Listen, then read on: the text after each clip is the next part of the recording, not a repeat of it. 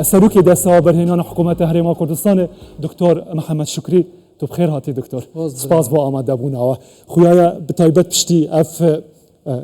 گریبست و ریکفتن لگل امریکا هاتی نکرن هری داوی لواشنطن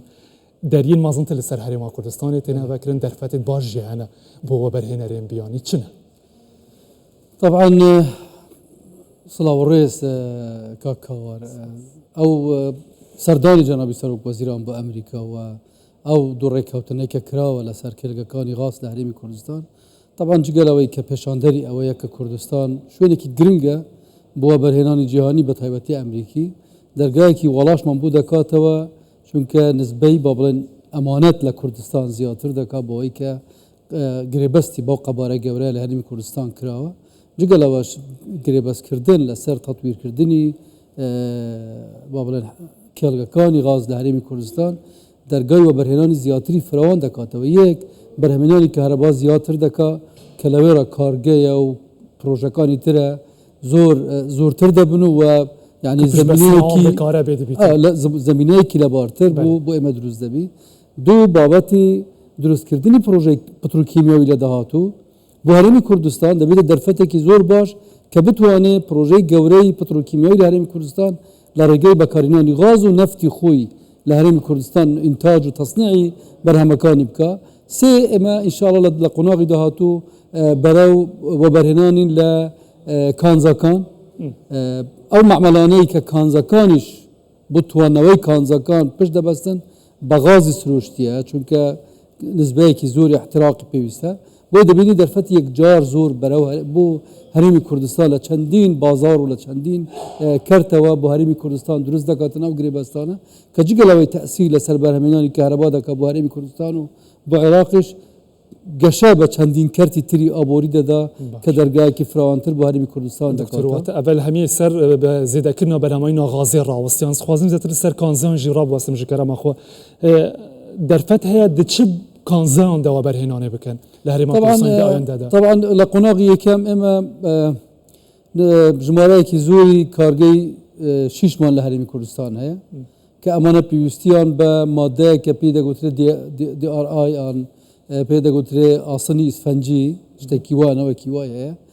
طبعا العراق استثماره كان كردوها لسر ام بابته امش لهرمی کردستان پیوستن به استثماری که گوره هی تاکو مواد خام بو کارگکاری شیش لهرمی کردستان بیم احتمال لسر دروانه کات اعتماد لسر دروانه کا و اعتماد لسر سکراب نکا لموضوع چون اغلبی اعتماد لسر سکراب دکن و ام ماده دبیت بشه کی گرینگ ل انتاج کردنی شیش لدهاتو دا جگلوا اما کومل کی تر لنحاس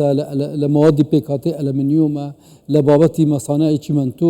لزوربي هر زوري او معدناني كالهرمي كردستان متوفرا بيوستيان بكارجي جوره هيا كبيگمان غاز دبيتا غاز و كهرباء دبنا دو بشي گرينگي وگر خستن لم كارگانا كدرگاي وبرهنان لا معادن لهرمي كردستان لدهاتو دا زور فراوان باشا اسا لچ از ده هاتني وبرهنار بيانيا كان او كه استا تدين سير من كل رابورتي هاو كرمان شيء ما دا او كهبو وبرهنار كي ترك دا اخوي هاتبون هرما كردستان اللي قالوا كومبونا وهبو او بوچه هاتبون دي چبكن طبعا روجانا الحمد لله روجانا وبرهناري بياني وبرهنراني بياني لولات جیاواز سرداني هرمي كردستان دا كان بو بينيني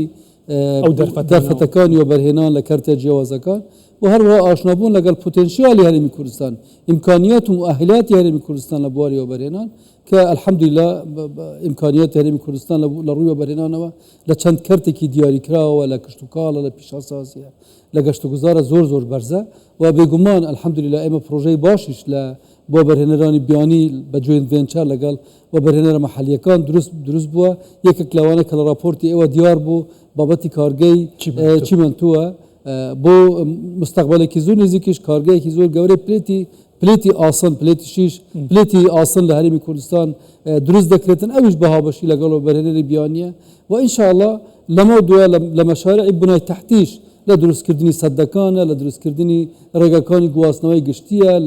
لهم او بروجا قورانا وبرهنري بياني ان شاء الله نوكا بوفيدا من نزيك كوبي ويستا ودرفت هيا تشافي والي وبرهنري زياتري بياني بين انجام دان تخوازن چه بيتا انجام دان طبعا لمجالي درس كردني پروژه گەورە و استراتیژی لە بواری کشت و کاڵ چاومان لەوەیە کە وەبەرهێنەری بیانی ببینین بە تایبەتی لە دروستکردنی خەتەکانی گرینبێڵدی شارەکان یعنی مشارەکەیەکی ضرورە ئەمە لە بواری کشت و کاڵ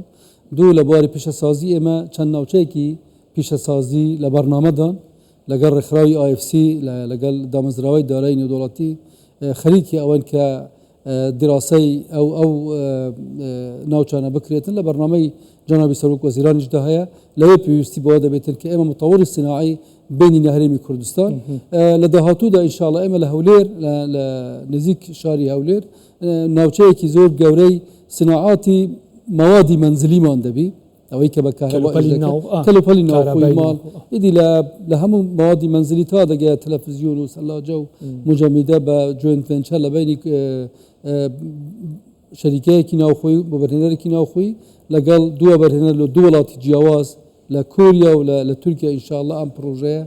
وڵات خولەیەک دەدەم و بۆ پرۆژەیەکی گەورە و استراتیژی بۆ تەسنیع بوو ناوخۆی هەرێمی کوردستان و تەوزیعکردنیشە لە ناوچەی ڕۆژهەڵاتی ناوەڕاست کە ئەمە یعنی پرۆژەیەکی زۆر ڕێکوپێک و زۆر باش و زۆر گرنگ دەبی کە هەم ئینتاجێکی باش لە هەرێمی کوردستان دروست دەبێت هەم دەرفەتی کاری ناوخۆیش گەشەی پێدەدا لە مەجای تەسنیعدا خەڵکێکی زۆر باشمان لە گەنجانمان پێڕە دەگەن بۆ ئەوی لە داهاتوودا خۆیان بتوانن ئیدارەی سیناعەت و ئیدارەی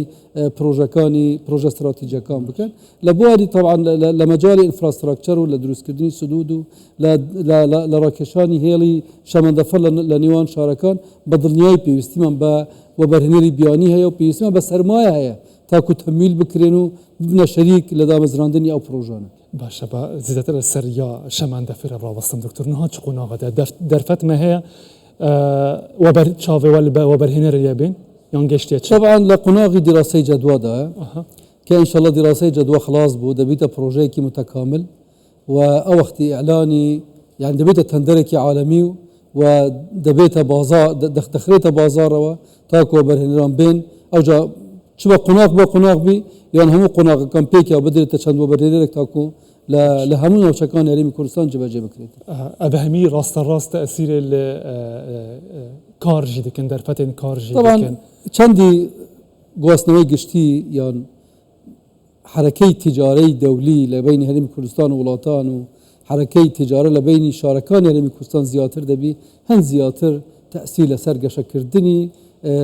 یعنی دۆخی ئابووری لە هەرێمی کوردستان دەکە و دۆخی ئابووری خەڵکیش و دۆزینەوەی ئیشی نوێ بۆ هاوڵاتیانی هەرێمی کوردستان کە پێشتر نەبووینە ئەمانە هەموو دەبنە دەرفەت بۆ ئەوەی خەڵکی هەرێمی کوردستان زیاتر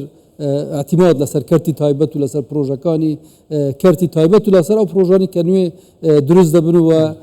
بە دڵنیایی تەئسیرێکی ئیجابی دەبێت چونکە ئێمە وەختی دەبینە بەشێکی گرێدراو لەگەڵ هەموو ناوچەکانی تری دنیا لە بینی شەرق و غەرب ناوچەی جغرافی هەرێمی کوردستانیش گرنگە بۆ بەستنەوەی ئەو هەموو لایەنەکە دکتۆر وارێ نیشتاجیبوونی داژێ پرسێک هەیە بە تایبەت دەبێت داوێدا دە سوشیال میدیای دەگەلێک بەڵاو بووە مەسەلە بورجێ خەلیفە و دروستکردنەوەی لە هەولێرێ چییە؟ چه هەیە بۆ دروستکردنا بورجان لە هەولێرێ؟ برج خەلیفە لە هەولێر کوپی ناکرێت وەکو خۆی برج خەلیفە لە دووبای دروست کراوە بەڵام ئینشاءڵڵا ئێمە بە پێی بەرنامەی جەنابی سەرۆک وەزیران پرۆژەیەکی گەورە و استراتیژی و متەکامل لە هەولێر ئینشاءڵڵا دروست دەکرێتن کە برجێکی درێژی تێدا دەبێ بەڵام ئەمە بۆ وەختی خۆی بۆ ئیعلانی خۆی بۆ ئەوەی جەنابیان ئیعلان بکەن ئەو بۆ وەختی دەمێنێتەوە نزیکە ئینشاءڵڵا باشە ڕگیلیە زیاتر دەما پێش دابین بە سیاکۆ ئەم بێژین برج خەلیفە نییە کۆپی پێس بیتن نەخێر بەس برجەکە دەچێ بیتن ئینشاءڵڵا سپاس دکتۆر محەممەد شکری سەرۆکی دەستەوە بەرهێنانە هەرێما کوردستانی سپاس بۆ ئامادەبوونەوە ئامادە نەبن